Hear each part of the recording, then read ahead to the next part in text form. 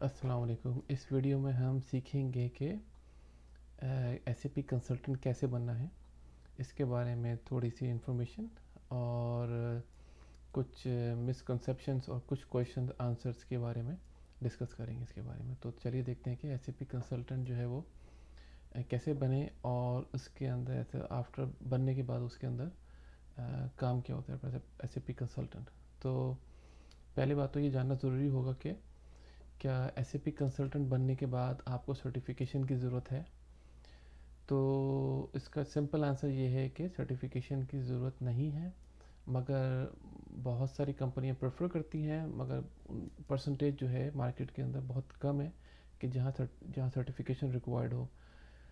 तो सर्टिफिकेशन से ज़्यादा इंपॉर्टेंट कंपनीज जो है प्रेफर करती हैं एक्सपीरियंस को या फिर आपकी एसएपी नॉलेज को, कि आपके पास नॉलेज क्या है। अगर आप जो है वो एसएपी की जर्नी स्टार्ट कर रहे हैं तो ऐसा एंड यूज़र स्टार्ट कर सकते हैं जहाँ कंपनी में पहले से एसएपी हो। आप ऐसा बिजनेस एनालिस्ट स्टार्ट कर सकते हैं जॉब, और जहाँ पर आप जो है वो जिसके लिए सर्टिफिकेशन की ज़रूरत नहीं है, प्रोजेक्ट एनालिस्ट हो सकते हैं, एसएपी मैनुअल टेस्टर वगैरह, ये सब कुछ मिसालें हैं। उसके अलावा आप एसएपी डायरेक्ट कंसल्टेंट भी हो सकते हैं, उसकी आप स्टडी करें, उसके बारे में सर्टिफिकेशन की तैयारी करें। मगर डिपेंड करता है कि अगर आपको कंपनी हायर करती है विदाउट सर्टिफिकेशन और नॉट, और उसके लिए जो है वो आपको इंटर्नशिप वगैरह के लिए अप्लाई कर सकते हैं तो एज ए जूनियर कंसल्टेंट। तो चलिए देखते हैं कि इसके अंदर एसएपी कंसल्टेंट करता क्या है, डे टू डे एक्टिविटी क्या होती है एसएपी कंसल्टेंट की।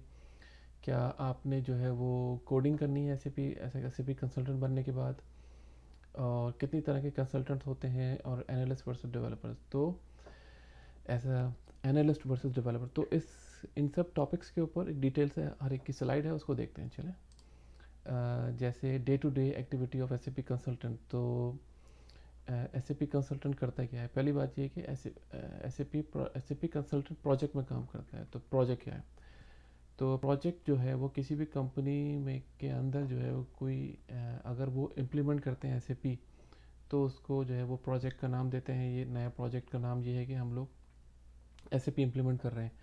तो प्रोजेक्ट जो है उसकी स्टार्ट डेट होती है और एंड डेट होती है, और उसके अंदर कोई टारगेट होता है जिसको अचीव करना होता है। तो एसएपी कंसल्टेंट जो है वो प्रोजेक्ट के अंदर काम करता है, या फिर प्रोजेक्ट ख़त्म होने के बाद ऐसा जो है वो आफ्टर प्रोजेक्ट काम करता है। तो प्रोजेक्ट जो होते हैं मुख्तलिफ तरह के होते हैं, इम्प्लीमेंटेशन प्रोजेक्ट, अपग्रेड प्रोजेक्ट वगैरह वगैरह।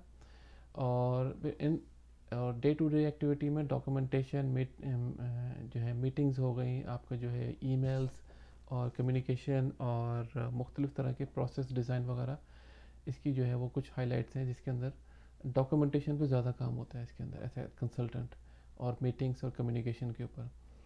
तो चलिए देखते हैं कि एज ए कंसल्टेंट आपको क्या कोडिंग करनी है।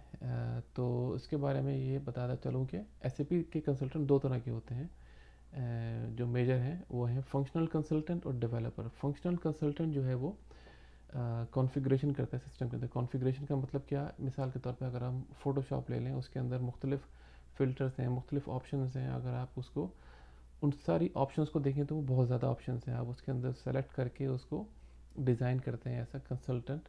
अब फंक्शनल कंसल्टेंट आप समझ लें कि जो ऑप्शंस वगैरह को सही तरह याद हो, उसको समझ में आ रहा हो किस तरह उसको डिज़ाइन करना है, यूज़ करना है। और डेवलपर जो होता है वो कोडिंग वगैरह कर रहा होता है।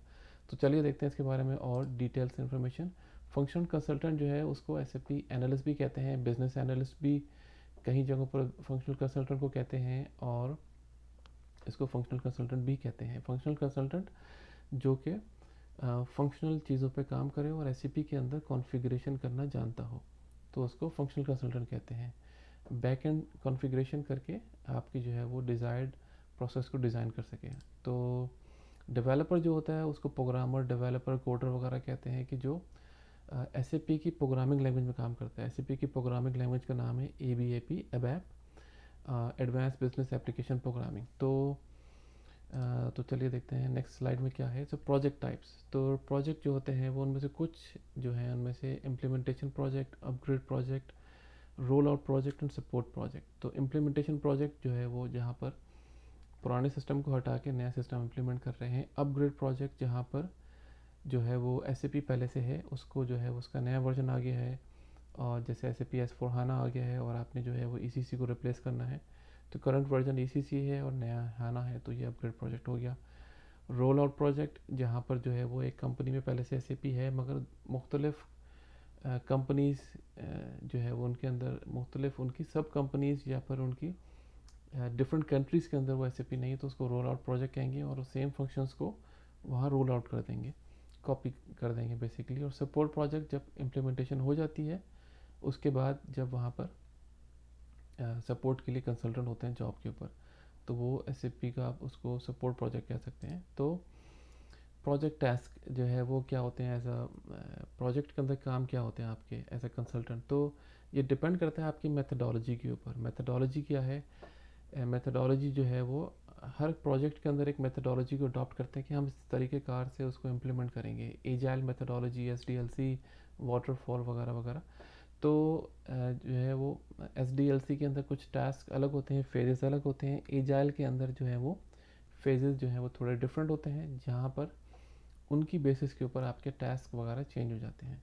सपोर्ट प्रोजेक्ट, अब जो है वो सपोर्ट प्रोजेक्ट के अंदर जो है वो ऐसा काम करेंगे, तो आप ऐसा टिकट हैंडलिंग वगैरह होगी और नई इम्प्लीमेंटेशन वगैरह भी हो सकती है साथ साथ, तो डिपेंड करता है। इसके अंदर प्रोजेक्ट के अंदर बहुत ज़्यादा डॉक्यूमेंटेशन होती है, मीटिंग्स काफ़ी होती हैं, सोल्यूशन डिज़ाइन वगैरह जो होती हैं, minutes of meeting, business requirement documentation वगैरह वगैरह। तो ये सब कुछ जो है वो प्रोजेक्ट टास्क वगैरह होते हैं, जिसके अंदर आप जो है कंसल्टेंट काम करते हैं। और डॉक्यूमेंटेशन, सोल्यूशन डिज़ाइन और ये सब चीज़ें जो हैं उनकी templates as per the methodology होती हैं, या फिर मेथडोलॉजी उनको जो है डिक्टेट कर रही होती है, या फिर आपके पास पहले से कुछ एग्जांपल्स होती हैं जिसको आप देख के इस्तेमाल कर सकते हैं प्रोजेक्ट के अंदर। तो ये वीडियो देखने का शुक्रिया। प्लीज़ जो है क्वेश्चन पोस्ट करें और फीडबैक दें। Thank you very much.